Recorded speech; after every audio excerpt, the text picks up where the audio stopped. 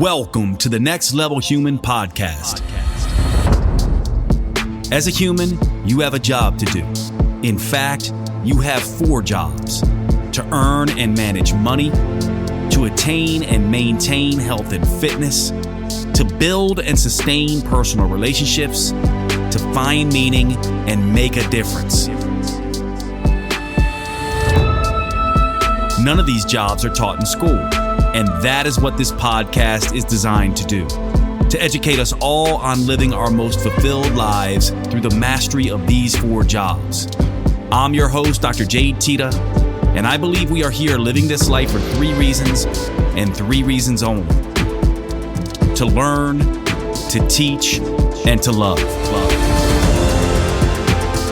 In this podcast, I will be learning, teaching, and loving right along with you. I'm grateful to have your company. Here's to our next level.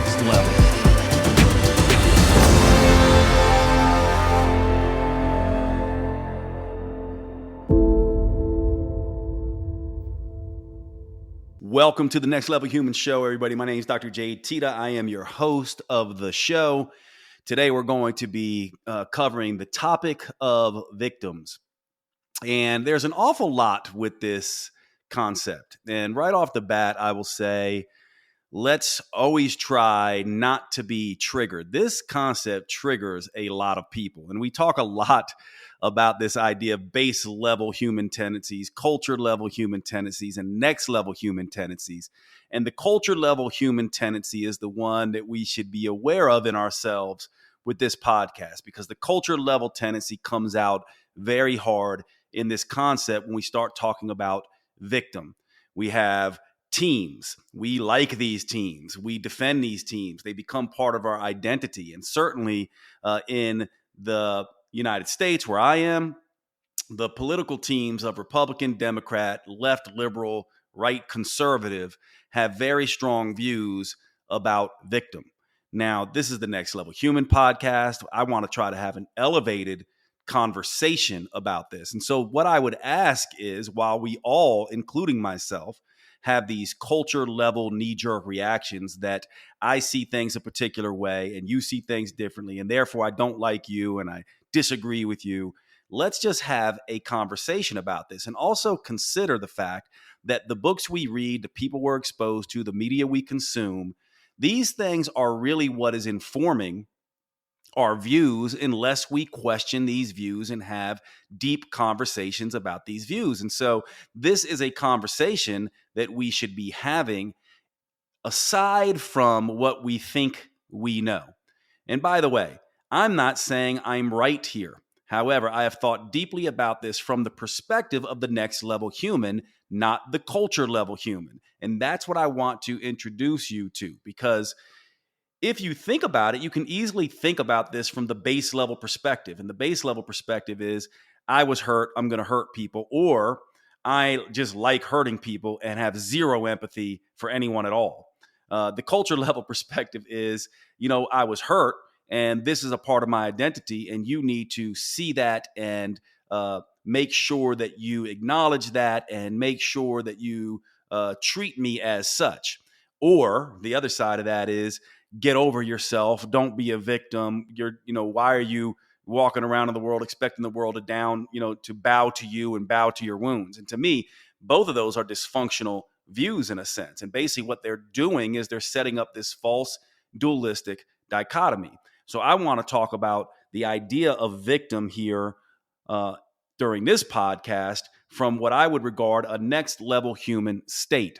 Now, the first thing that I'll say here is that if you are a culture level individual and you're dominated by that, because of course we all have base level, culture level, next level human tendencies, and the goal is to try to be more elevated and evolved in the way that we see the world and spend less of our percentage of time in base level psychology, culture level psychology, and next level human psychology. And I've covered this in detail in other podcasts and in my other work. So if you want some background information on these different states, base level, culture level, next level, I'm not going to do that here because I do it almost every podcast that I cover these topics.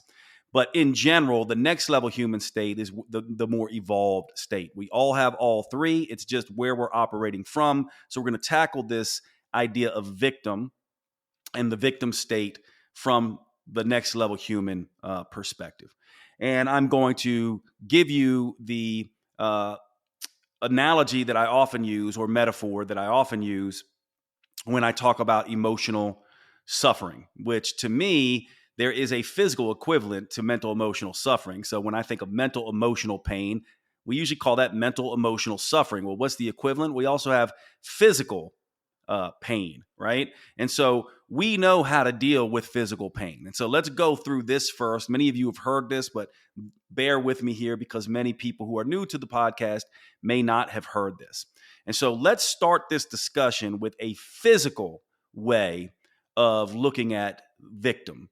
And so the one way I like to describe this is that if I'm in the kitchen and I'm cutting vegetables and my knife slips and cuts my finger, or even if I'm in the kitchen and with someone else and they reach over with their knife and cut my finger, either way, there's going to be a very instinctive reaction to physical pain, right? I'm going to stop. I'm going to feel it first of all.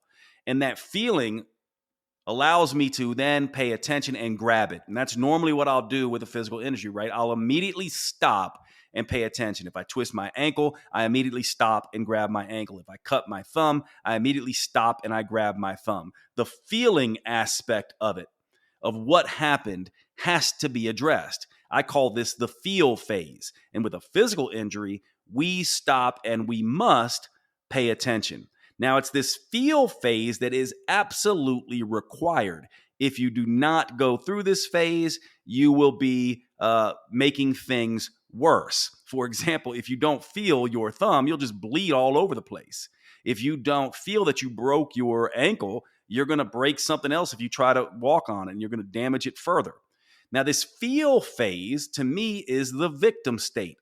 It is not only a good thing, it is a required thing. We must be a victim for a time. We must feel this physical injury. And of course, then after the feel phase, we are going to deal with this, aren't we?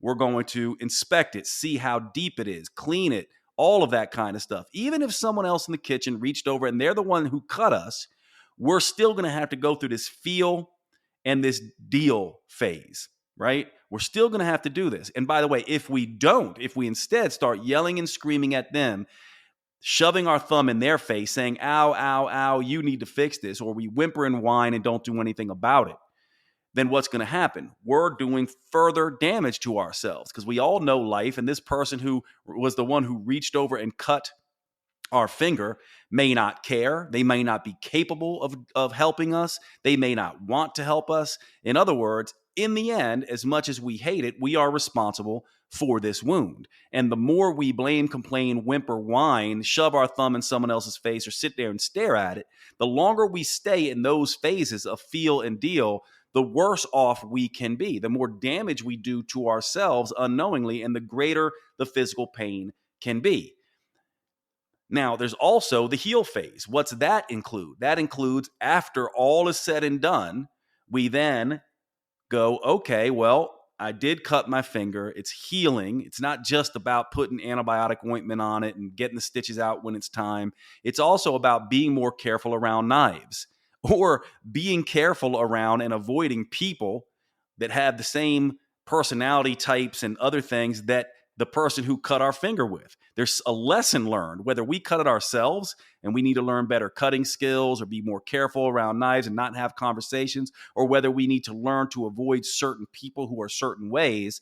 There's a healing phase. In other words, there's a phase there at the end of this cutting of the thumb, metaphorically speaking, where we have to learn the lesson, whether that lesson is avoid this kind of person, don't be around other people who also have knives, don't be distracted in having conversations when I'm cutting vegetables, learn to cut appropriately, all of these things. Now, we understand how this works in a physical injury. In fact, it is intuitive, isn't it? We feel it, we stop, we deal with it, we heal from it. And the healing phase is getting the lessons. Now, the other part of this is mental emotional suffering, grief, trauma, trials, tribulations, things that happen to us just because they happen, and things that are done to us because they are done to us.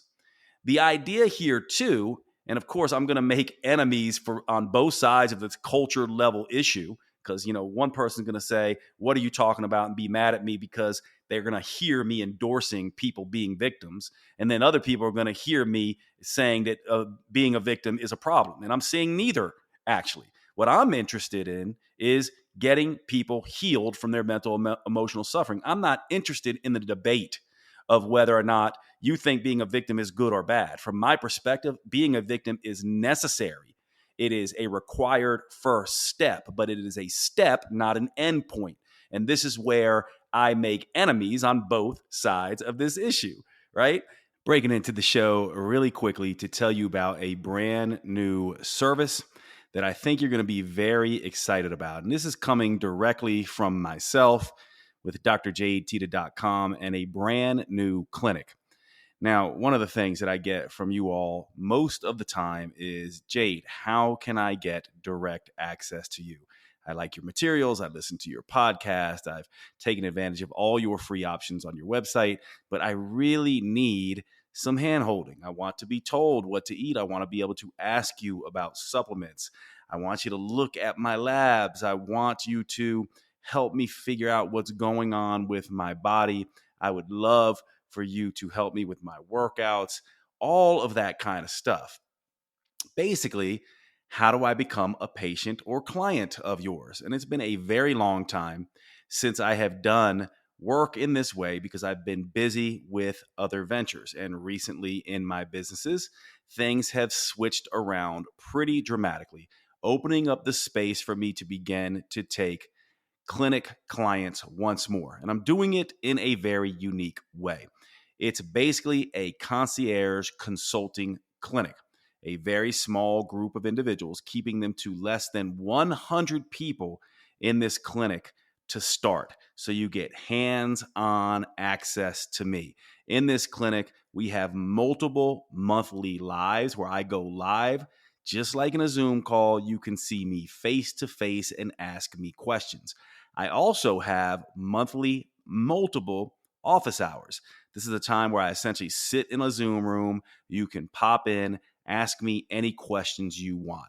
The community is very much like any social media feed.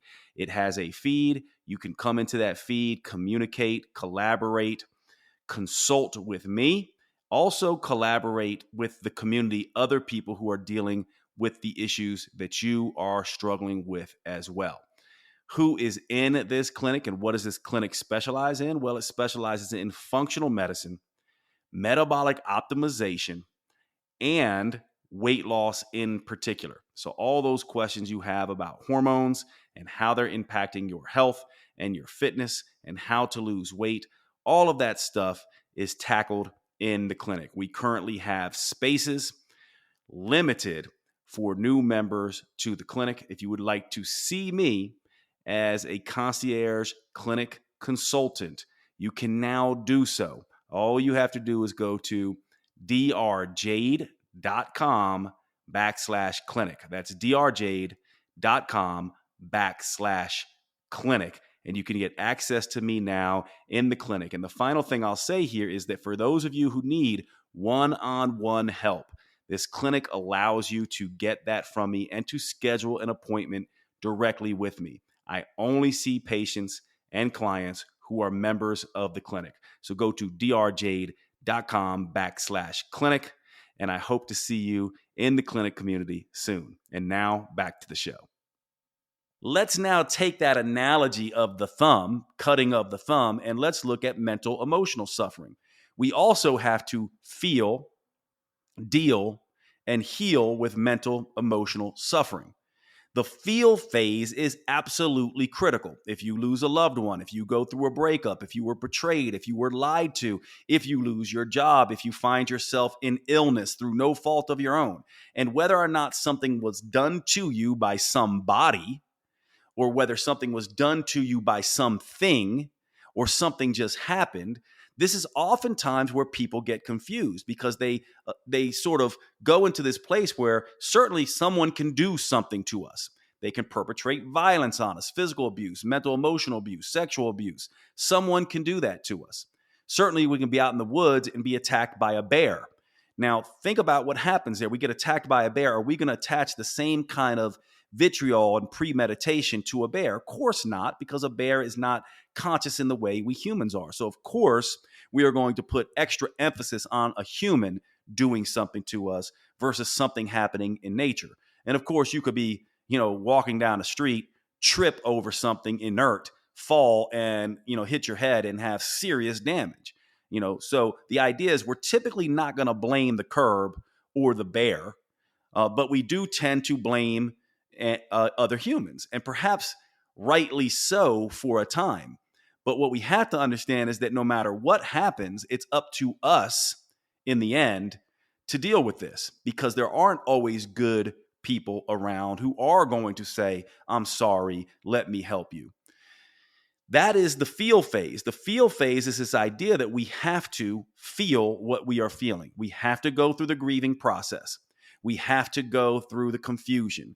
We have to go through the identity change and challenges that occur as a result of being mentally and emotionally injured. And also, we have to not only allow ourselves to take our time with this, but we have to allow others as well. We'll get to here in just a minute, because how do we know when it's time to leave the victim state? Which we must, from my perspective, if we are ever truly going to heal and integrate and grow past wounds. But how do we know? It's certainly not when someone says it's time for you to stop being a victim. That is victim shaming. That is essentially being someone who thinks you know better. That is creating more harm on someone when you tell them they need to speed up the process or get over it. It's on them to make their own timelines. The point, though, is as good friends and loving humans and people who want to help, we should always be looking also for the signs to help people transcend this feeling state, because people do and will get stuck in victim. And this is not victim shaming at all. It's just that it is very easy to get stuck there. In the same way, if you've had a really bad physical injury, a back injury, an ankle injury, or something like that, that if you're not careful and you don't rehab that correctly, that can become a lifelong problem for you. And I would argue that many people are stuck in victim. They stay in victim. Their health suffers because of it. In the same way, someone who hurt their ankle and keeps damaging it because they didn't rehab it properly causes these same problems. To me, it's very similar. So how do we know when it's time to move from the feel phase into the deal phase as individuals and when we're watching our friends? At some point, if we are going to deal and heal with emotional traumas in the same way we deal and heal with physical injuries, we have to leave the victim mindset behind. We must. Now, how do we do this? Well, here's what we now know from things like, let's take PTSD research, okay? In post-traumatic stress disorder, we know that if we start telling someone to process and deal with something before they felt it, we actually make them worse. Some of the research along these lines is that if you put someone in exposure therapies, written exposure therapies, or even psychedelic therapies perhaps, or talk therapies, before these individuals have been able to appropriately feel the feelings, they sometimes can be made worse. And so we have to always be in this position where first do no harm to ourselves and others. Now, part of the issue that I would say that we run into here is that we know very clearly what a cut thumb looks like and what to do about that. We don't know what a cut brain or a hurt heart or grief or any of this stuff. We don't know what this looks like. So the first thing we have to understand is that we must actually just feel. We can't blame and complain and distract and deny and whimper and whine. We actually have to feel. That means the crying. That means allowing the anger. That means being a true victim for a time with all the anger, all the emotion, all of the things that come along with that. And that means that people around us oftentimes are not going to be comfortable. And what I would say is, this is your injury to heal. And anyone who doesn't get what you're going through in the grief process and the anger process is making things worse. And these people are not people you should be around, who act as if you should just get over it. No, you should not. Okay. You are a victim. You need to be a victim, and you have to be a victim, because if you are not, you can't heal. You have to feel first. And so anyone who tells you to speed up your process and quote, get over it, or stop being a victim, or just think positive thoughts, or any of these kinds of things, is actually making things worse for you. And so the idea is, you have got to feel. And let me give you some hints here that we understand. A lot of the pain that we deal with mental, emotional stuff, comes around safety and security, acceptance and belonging, freedom and autonomy, and manipulation by other people. And these emotions are very important to address, and you can't see them like you would see an ankle or a thumb. These emotions are in our energy bodies, in a sense, in our subconscious mind, in a sense. And what we know about the subconscious, you know this, that when you dream and you're in these other conscious states, that the subconscious mind does not think in logic and reason. We know that we know this because you can't address something emotional with logic and reason. In fact, if you try, you will oftentimes make that emotion worse. And this is what people try to do. They try to take on emotional beliefs and emotional reactions with a logical way of handling it.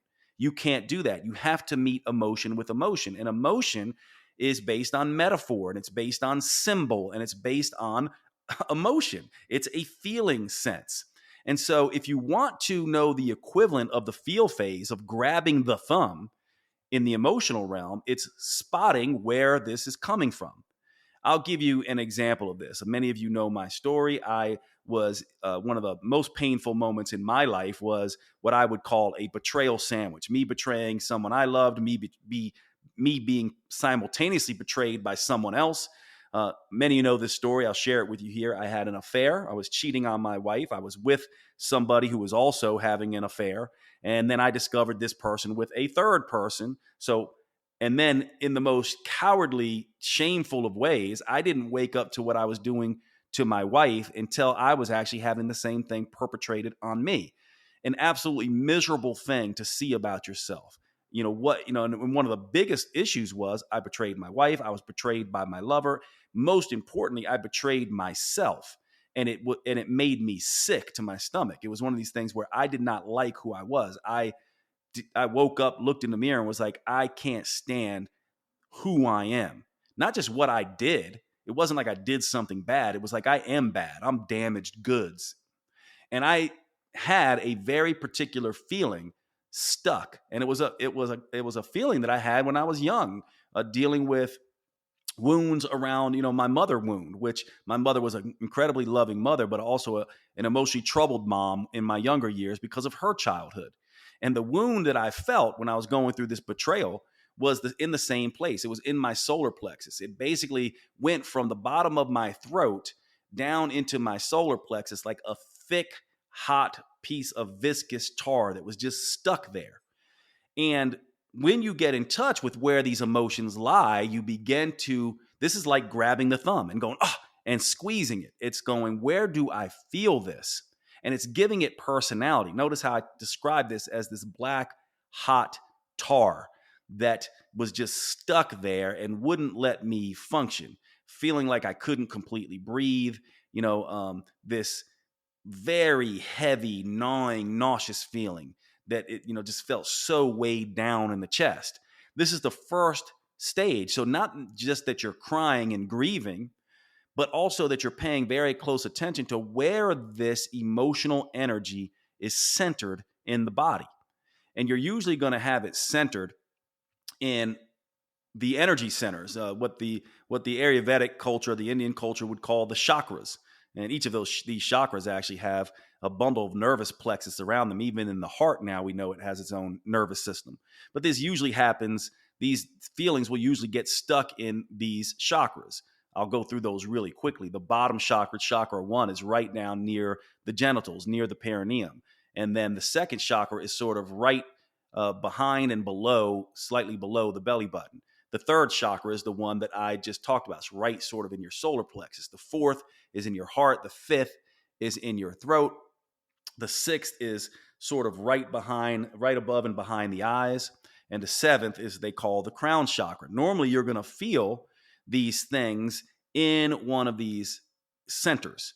And you want to get very peculiar, or very interested in, rather, where this energy lies in you, and begin to define it and understand it as a personality.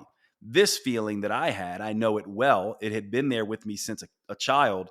It's part of the reason I had the affair in the first place, I came to find. But it wasn't until I really started paying attention to the feeling, in the same way you would grab your ankle and pay attention to it and stop, that I was able to begin to understand. And it had important lessons to teach me. And by the way, it was there long before the affair. And that's why I say this was an old wound that I had never dealt with, that caused repeated patterns, recurrent obstacles, struggles that recurred again and again, stuck emotions throughout my life.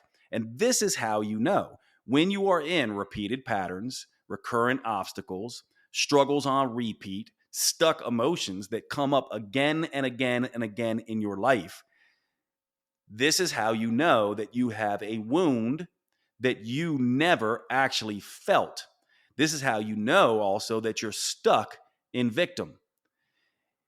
You also, when I talk about stuck emotions, you can think about what I call the emotions of afraid, stuck in afraid. Those emotions, it's an acronym, and those emotions are from top down: anger, frustration, resistance, anxiety, insecurity, and depression.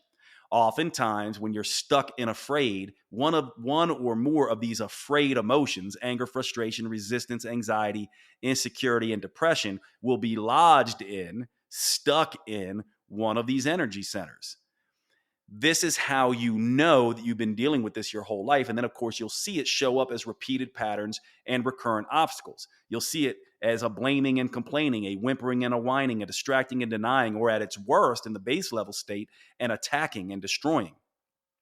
One of the things that happens when we are dealing with pain is we have three major ways to deal with it, and we have to get to the healing phase to deal with it appropriately. The base level human turns into the villain. That is the hurt person who hurts people. The culture level person turns it into a trophy, a badge, a piece of their identity. And they look for team members, and they look for people to, you have to see my pain as special.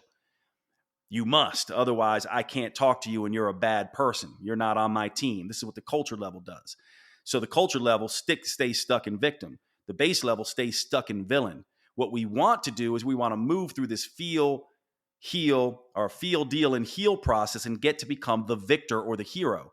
What is a hero? Simply someone who is hurt, who chooses to learn the lessons that they can from it so they can help others. Can we see that if we stay stuck in victim, we can't help ourselves, we're doing damage to ourselves, and we cannot help others? And here's the most frustrating part about this. Yes, good people should help us. The fact of the matter is, sometimes they simply can't, or they won't. And I actually have a theory here. Perhaps, just perhaps, and you can agree with me or not, perhaps that's the whole point of what we're doing on this planet in the first place. Maybe our pain is meant to teach us as a path to purpose. Maybe our suffering is meant to be a source of meaning. Maybe our hurt is supposed to be a way to help. In other words, maybe these things, maybe the entire point of the most difficult things in life, the most painful things in life, is so that we can learn lessons and so that we can pass those on and transcend. Now, emotionally, in this feel space, we have to feel, but we can't stay in feel forever. And we know we're stuck when we're stuck in one of these emotions of afraid. We know we are stuck when the same repeated patterns, recurrent obstacles come up again and again and again. Then you know. And if those repeated patterns are you hurting other people, then you know you're the villain or you're stuck in victim. We should never be the villain. And nobody, no good human, no next level, no aspiring next level human should ever allow anyone to be the villain. And of course, if we're going to be good people and people that want to help others grow, we must allow them to be in victim, and we must allow them to take their time in that process. However, as individuals and as healthcare practitioners, a lot of you listening to this podcast are health practitioners, and as good friends, we must always be vigilant to be loving, compassionate, empathetic, and honest about individuals perhaps staying stuck in victim. Because if they are stuck in victim, they're doing themselves no favor. They're actually doing more damage to themselves, like a bleeding thumb that's bleeding out all over the place. And they're not able to grow and elevate their lives. And that is not something that you want at the end of your life. You don't want to be a degraded version of yourself. You want to be able to feel fulfilled, and proud. And we know, by the way, that we're never going to be able to take this pain away. Every human deals with suffering. And in my way of looking at things, you cannot compare suffering. And the reason you can't is because we only know what we know. How can you take, somebody who's only ever grown up in a rich community and has been given everything, and then they lose their inheritance but still have plenty of money, and that's the worst thing they've ever suffered from? You can't compare that to, someone who is living on the street and has no money at all, because that person who is rich doesn't know what that experience is like. Everyone has their own experiences. And what a culture level person tries to do is tries to say, my suffering, there are certain types of suffering that are better than, that are more difficult than other types of suffering. And this is one of the hardest things for all of us to sort of understand, because one person, and we know this to be true, one person could have gone through the worst suffering imaginable for us. And they learn the lessons and they move on and they help people. And let's say they were physically abused, sexually abused, all the big T traumas as a child. And then they figure it out. Somehow they heal and they move on. Whereas we have other people who, were broken up with or went through a divorce, and they are degraded and destroyed as if they were the ones who had the capital T traumas, because in their mind, they were the ones that had the capital T trauma. So everyone is different here. And so when we think about this, we cannot compare. All victims need to be victims. All victims need to feel at their level. All victims need to be able to take their time to get out of the victim state. What we're saying here, though, is at some point, being a victim does begin to do more harm than good. That's what we're essentially saying here, being stuck in victim. And how do you know? You know when those emotions of afraid recur again and again and again and again on repeat in your life. You know when you have these recurrent patterns, stuck emotions, repeated obstacles, etc. That's how you know. Breaking into the show real quick, I want to tell you about a brand new service I am offering. And I think this is going to be exciting to you because it is a pay what you can service. And it is specifically for professionals in the health and fitness space. Now, what do I mean by pay what you can? Exactly that. Everyone's a little bit different, especially professionals who are starting their career. We all are at different places. And so one of the things I wanted to do, in the spirit of a true next level human business, is allow people to enter into a community with me that gives them business coaching, that allows them to discuss their client cases with other professionals, and also allows all of us together to learn from the research that we are doing. Think of it as a collaborative community of like-minded professionals in the health and fitness space who are learning about business, discussing about business, and collaborating about business, and doing the same thing as it regards to new research in our fields, and also in being able to help each other with client cases. This is a pay what you can service, which means for many people, they'll choose to pay nothing at all. They'll maybe choose to pay a little bit more so others can benefit. And there'll be all types of people in between. And as part of this community, you can come right in and begin to join in the discussion with us. And every month or so, I will send out a reminder that essentially says, hey, pay what you can in this service. Everyone is welcome. For many people, they will choose not to pay anything at all. And I will appreciate anyone who's able to pay more at this time to facilitate the entry of people who can't. That service is found at drjade.com/professionals. drjade.com/professionals is where you can find this new community. The community looks just like any social media feed, but it is contained within the jadeteta.com website. And we talk business, we talk client cases, and we talk research. And this is a place I want to build as a community, a safe place to come and learn and collaborate with your other healthcare professionals. drjade.com/professionals, drjade.com/professionals to join. I hope to see you there, and let's get back to the show. Once you get through that feel phase, and by the way, there's a technique called written exposure therapy that I use in all my live events that allows, and it's very well evidence-based, it's used on things as difficult as PTSD. Once you get through the feel phase, written exposure therapy begins to help you address the deal phase. Written exposure therapy, meditative therapies, these kinds of things begin to help you bandage things up. And what happens when something happens to us from a mental, emotional perspective, what happens is we write stories. We have a feeling and we write a story. This makes sense from the physical way of dealing with things, right? We cut our finger, we feel it, and then we have a story, and the story is knives are sharp, and that story actually is beneficial for us. The problem, though, with the mental emotional suffering is sometimes we write a story that's not completely accurate, like all women are bad and emotionally volatile, or all men are bad and violent, or we start to create these abstractions, political abstractions, gender abstractions, national abstractions. We begin to paint all people who potentially wounded us as a particular way. Black people are bad, white people are bad, women are bad, men are bad. The LGBT community is trying to destroy all of us. This is what culture level people do. What written exposure therapy begins to do is it helps us revisit the pain and process it. It helps us understand and spot the story we told about the world as a result of that pain, and then write a new one. This is the deal phase. Let me walk you through briefly what this looks like. So you would have this feel phase where you would have to feel. And we cannot rush this. No matter what, some of the more conservative minded of you might think, people must be victims. They must be able to have their victim, and it's required that they stay there for as long as they require. What the research shows, though, after about 2 to 4 weeks of being in deep feeling, the crying, the feeling of being lost, the feeling of rejection, the feeling that the world is just bad, the feeling that all your loved ones no longer support you, all these feelings, all these stories. And you see this, right? You see this all the time where people just start going, everyone's bad. And anyone who believes different than me is a bad human. And I'm tired of, these people. You see this with base level humans and culture level humans.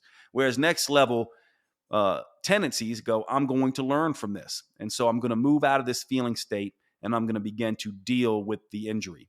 And this can be done through written exposure therapy. And if you want to try this, the way it's done in the research is essentially 5 treatments, each treatment essentially the same with 3 parts. Part 1 is you feel the emotion and you basically relive the event. That's why they call it exposure therapy. So you write with pen and paper the event. Now, what most people will do is they'll write all the stuff leading up to the event, skip over the feelings, just touch on the event, and then move on. But written exposure therapy is much better when you do what I say. You talk about what happened, and instead of all the details logically, you get into the feeling sense. Where was this feeling? Where did I feel it in my body? What personality did it have? What texture did it have? What does this feeling still feel like in my body? So you write for about 10 minutes the feeling state, what happened and how it felt. Then you write for 5 minutes on the story you told yourself about the world. Now, this can be hard at times, but you essentially say, here's what I decided this meant. My family sucks. Men are out to get you, right? whatever the story it is, but it's usually going to be a story about society or individuals, right? Next, the last 5 minutes, you write, here's what I'm going to do with it now. As a result of this, so you write in the future as if you're a producer and director of a movie, and you give it plot and you write the end of the movie. As a result of X happening to me, I decided I was going to tell Y story, and I was going to use this to help people this way, grow myself this way, evolve the world this way, create in this way, show up in this way, in a way that I will be proud. And that's the process of written exposure therapy. I like it because it's got an acronym WET. It's kind of like rinsing off your injuries. So after you feel for 2 to 4 weeks, but by the way, this could be much longer than that. Like I said, you never rush this process in someone. They can begin doing written exposure therapy. And the first session of written exposure therapy is done with 10 minutes, at least is the way I do it, 10 minutes exploring the wound and the emotion, 5 minutes exploring the story you told, 5 minutes on the new story. What you can do is rank the intensity of the feeling before and after you do this exposure therapy. Then next week or the next day or in a few hours even, you do it again. And now you do the same thing. 10 minutes of the feeling, 5 minutes of the story, 5 minutes of the new story, the hero story. And now you begin to adjust things. Now you start to say, okay, now I'm going to go 5 the third time you do it, right? Because now we're on written exposure therapy session 3. Now you start to decrease the feeling activity and start to increase the hero state. So now you start to go, I'm going to go, 10 minutes on the healing state, let's say, 2 minutes on the story that I wrote, and 7 minutes or 8 minutes on the hero journey.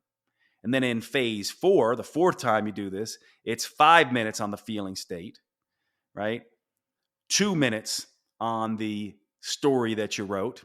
And now we've got 13 minutes on the hero state.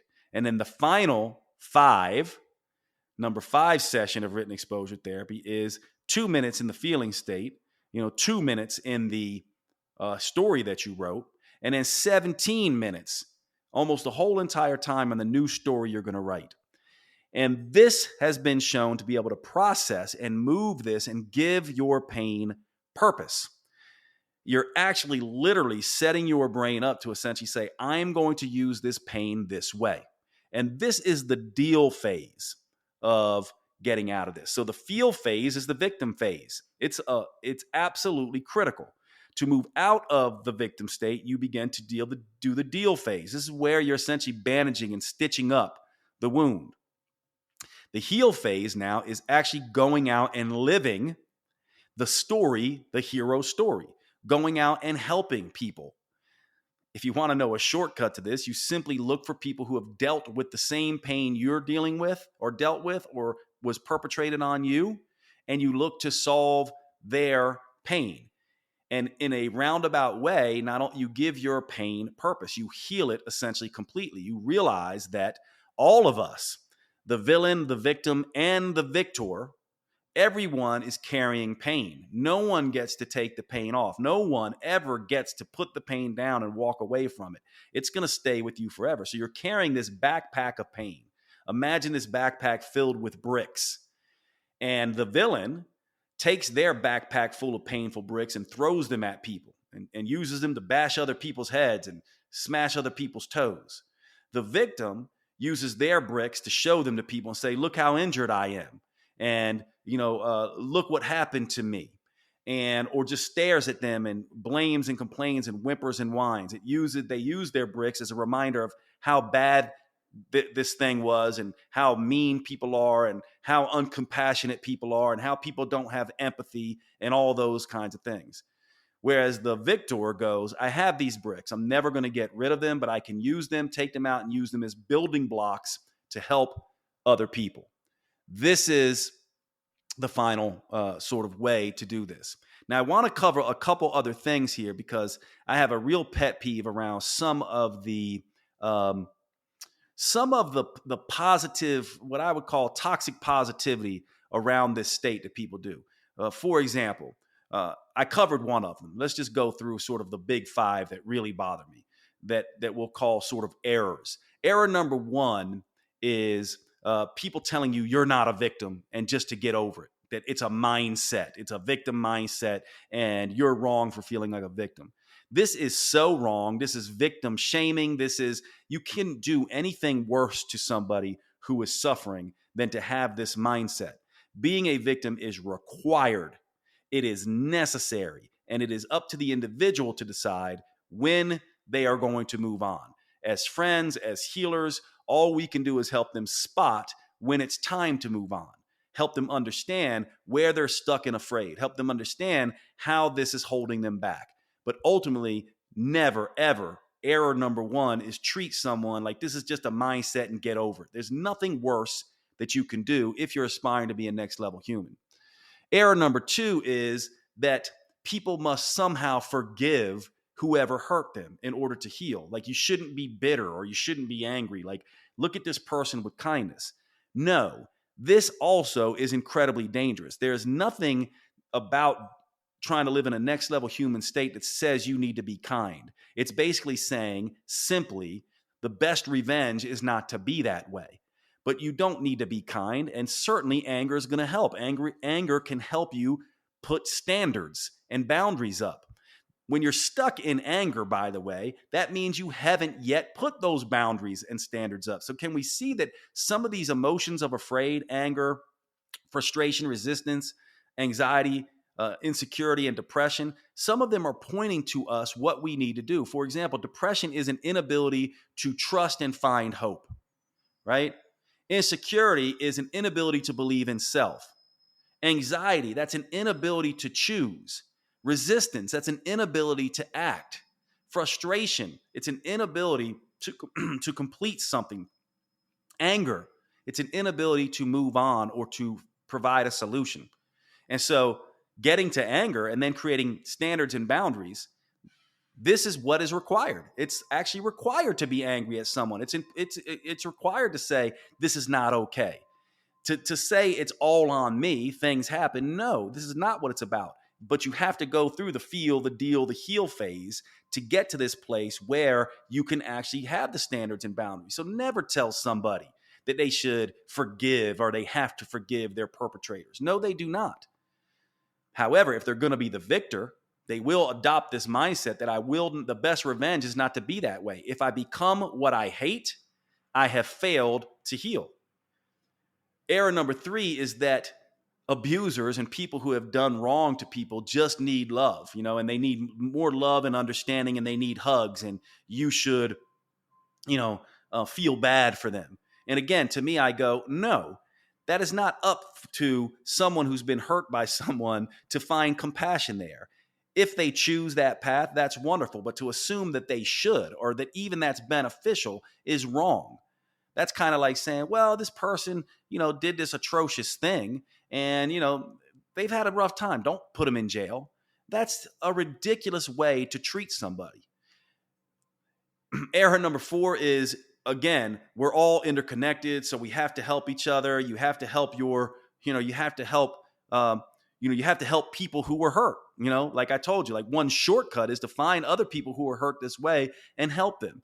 That has to be done. And no, it doesn't. Every person who goes through this feel, heal, and deal phase will do things in a different way. They don't have to go out in the world if they don't want to. They don't have to create something if they don't want to. These are just good approaches to complete the healing process.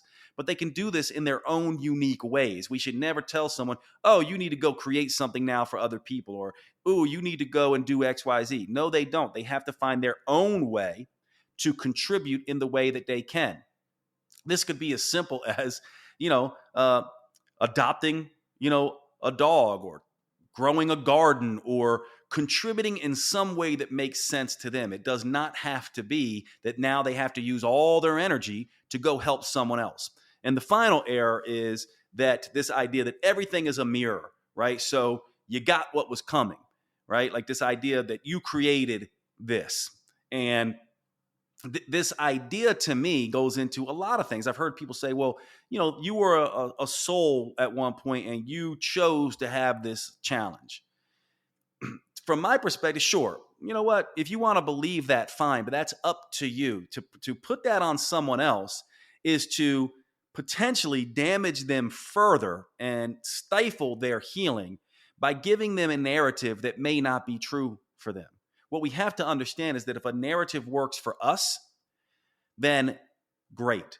But we should not be putting these narratives on other people. We should always allow people to feel, heal, and deal in the way that makes sense for them.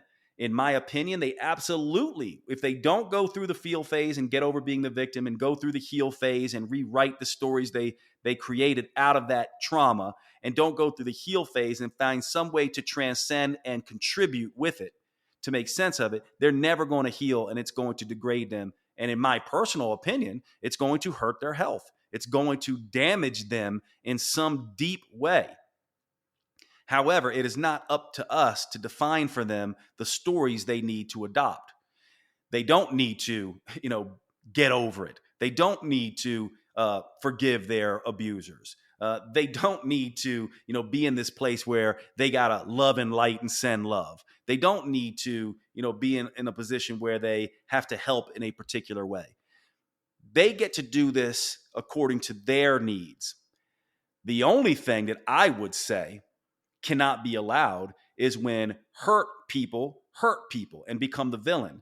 And when victims who stay stuck in victim begin to use their victimhood to hurt other people and to set up teams and to degrade and deny and become the thing they hate, just in an opposite way, right? In a way, think about it this way. This is what a lot of victims sometimes do. And when I'm using the term victim here, I'm using someone stuck in victim long after they shouldn't be, and it's starting to damage their health. So let's say you're an African American who was had a lot of racism perpetrated on you, okay? And as a result of that, you decide, I'm going to now hate white people and do everything I can to destroy, degrade, deny, treat white people the way that I was treated. That is becoming the thing you hate. This is, by the way, I'm doing this podcast right now during a time where the Israeli-Palestinian conflict has blown up again. This is how these things happen. I've been hurt. I've been oppressed. I've been killed. So I'm going to kill you and hurt you and oppress you. And these cycles of violence over and over again are perpetuated by the culture level team-based dynamics. We have in both individual psychology and in political psychology, we have evidence that this does not work.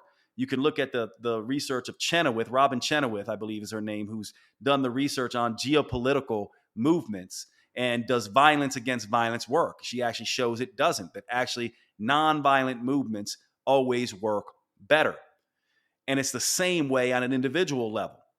And so this idea of being a victim is a critical one. It's a very polarizing one, and it's a very misunderstood one. And so I wanted to do this podcast on the next level human view of how to become the hero or the victor, how to use your healing from trauma and be a next level human, aspiring to that state. In order to do that, you can't get stuck in villain, you can't get stuck in victim, but every person who's been injured must. It's a requirement to be a victim. To pretend otherwise is to be a completely uncompassionate, non-empathetic, unaware human in my mind.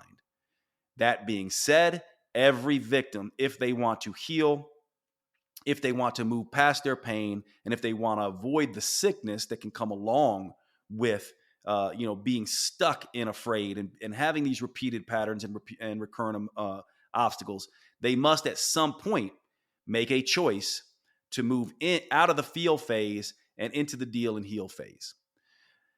That's all I have for you for this particular podcast. I hope you followed that discussion. I hope it was useful for you. I don't know whether you'll agree or not. That's not the point here. But I do think it's a discussion that goes past the current discussions that we have in this realm. And from my perspective, the next level human way of being, when you're starting to operate that way, is uninterested in debates that the culture level humans want to get in.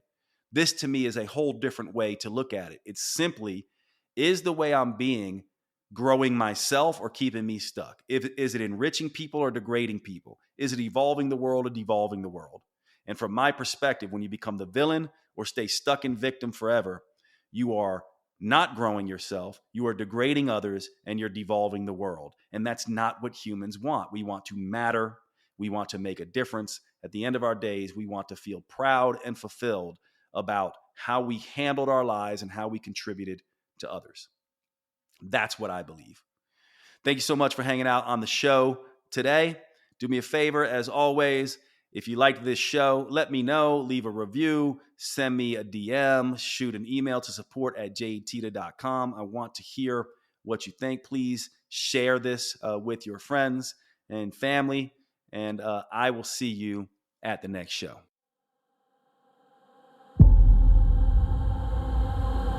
You have been listening to the Next Level Human podcast with Dr. Jade Teta. If you enjoyed this episode, please make sure you subscribe and consider leaving a review. You make the biggest difference when you pass on your lessons and inspire others.